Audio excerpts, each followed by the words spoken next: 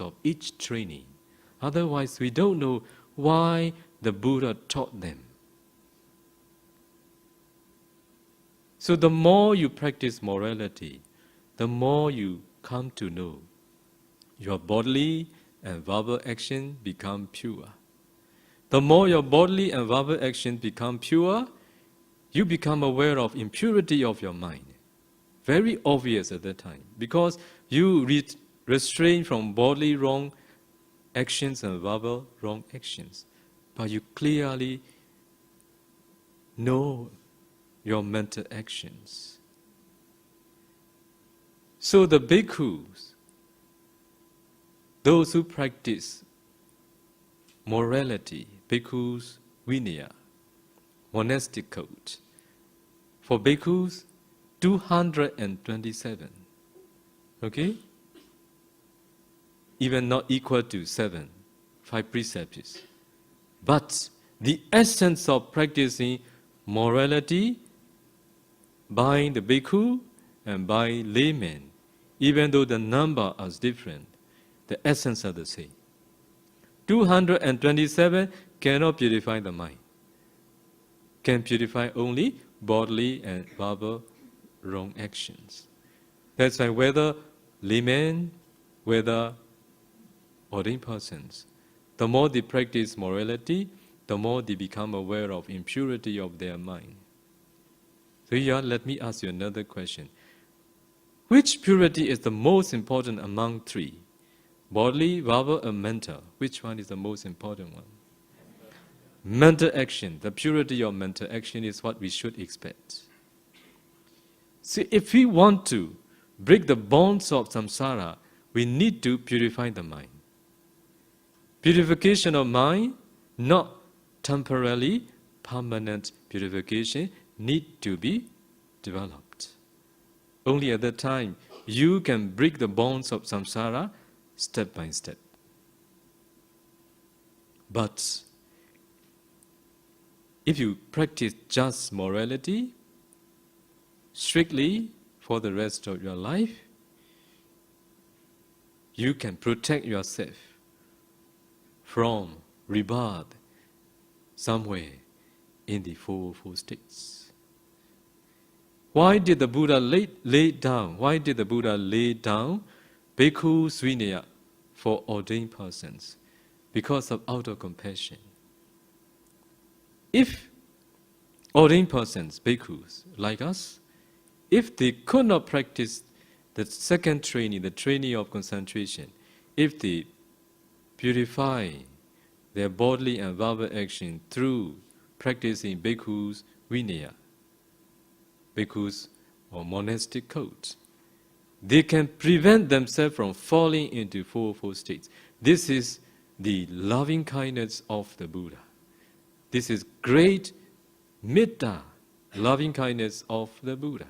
Out of compassion, he laid down such rules with metta and with karuna, compassion.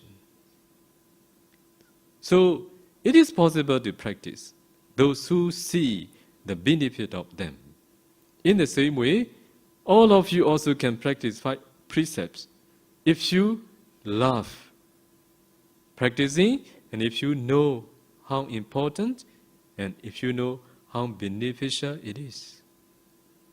Do you love yourself? You nod your head. Really? I don't see people in the world, those who love themselves really, because they are harming themselves. Okay? Thinking that they are doing for the good of them, they are destroying themselves. They are harming themselves, doing many unwholesome, breaking precepts. Not to break the bonds of samsara, but to break their precepts and to destroy themselves. Do you really want to break the bonds of samsara? If it is so, first of all, you need not break precepts. Okay, this is the easiest one among 3. But I think all of you have wrong idea of practicing morality. You think it is difficult. Do you think? Difficult? our runner agree with.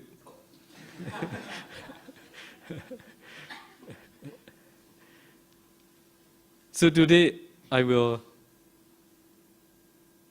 discuss with all of you. How about refraining from killing? Can you refrain? Can you or can't you? Can. This is not difficult. Can. One, now you can do. How about stealing? Can you? Okay, 2. Great. How about from sexual misconduct? Okay, 3. How about from taking intoxicants? 4. Great. Now you are nearly a human being.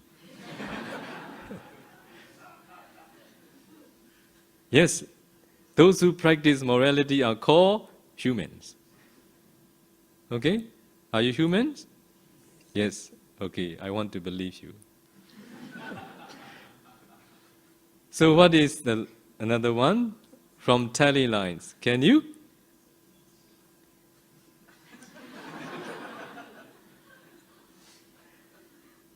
Yes, you need to try. You need to try. Only what I want to suggest all of you, don't talk much. If you want to refrain from tally lines, don't talk much. If it is not necessary, don't speak. Keep quiet. Silence is golden.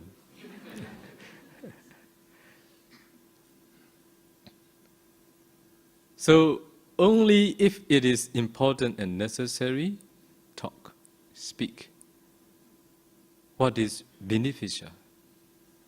If it is unbeneficial, please don't talk. It is better. Okay, in this way, you all should train, the first training.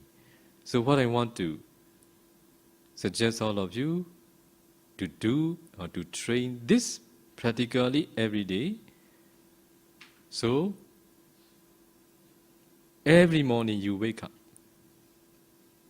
clean your body, and enter the shrine room. And then take 5 precepts immediately, respectfully, and then spend your daily life. You will become more mindful. This is not playing. This is what we need to do respectfully. Okay? And before you are going to bed, every day, sit somewhere, reflect. Is there any precept you have broken? If you see, take it again. You wake up with precepts, with morality, and you sleep with morality, and you wake up again with precepts. In this way, if you train, one day you can perfect. Please do. Superior to offering. Okay? You all think that offering is easier. No. You can't make big offering every day. You need to earn money. You need to collect things you want to offer. Only sometime in a year you can do the big offering. Not easy. You need receiver. You need intention to offer. Sometimes there are people in the world, those who have a lot of prosperity, but they have no intention to make an offering, to do charity. So they kept with them. Even though sometimes we have things to offer, but we have no receiver. Even though we have things to offer, sometimes we have no intention to do so. That's why it is not easy. But practicing morality is what you can do wherever you are. No need money. No need to make any money. Okay? So wherever you are, if you are the one who really want to do for the good of yourself, you can do. If you don't love yourself, you can't do. So, and from another perspective, I want to share with all of you. In our lives, how many things? Now, I didn't say action. How many things can we do? Our runner.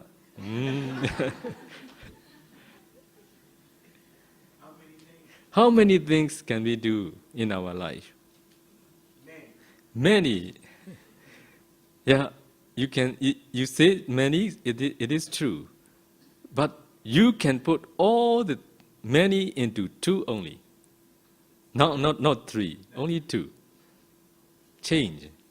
Can you tell me what are the two?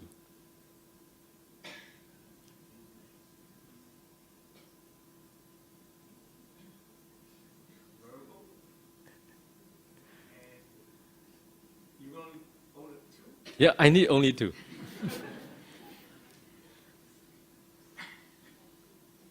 Mental body. You can do verbal too, right? I'm sorry, I don't get the answer. Mental and body. Mental and body. This is your answer.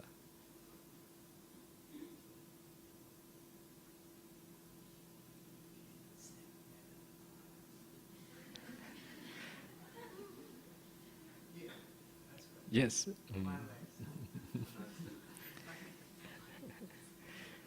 Yeah, I say only two.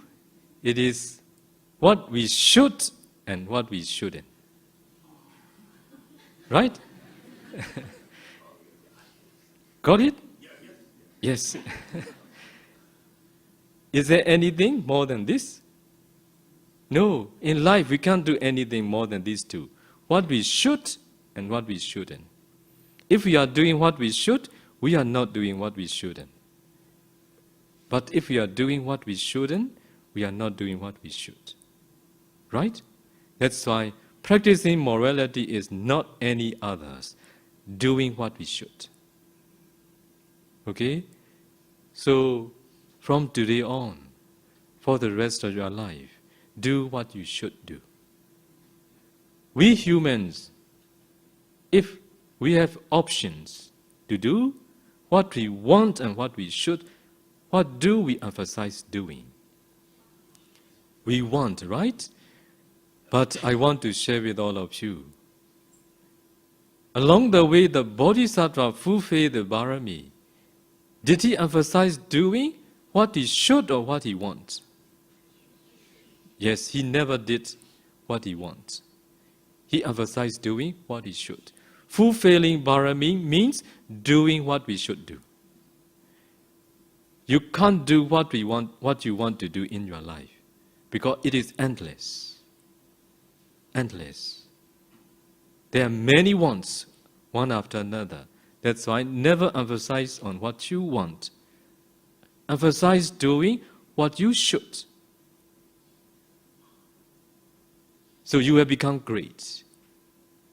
Also, you will not feel guilty in your life because you emphasize doing what you should. Also, you will purify your morality too. Practicing morality means doing what we should. Okay? So, not many things, only two things.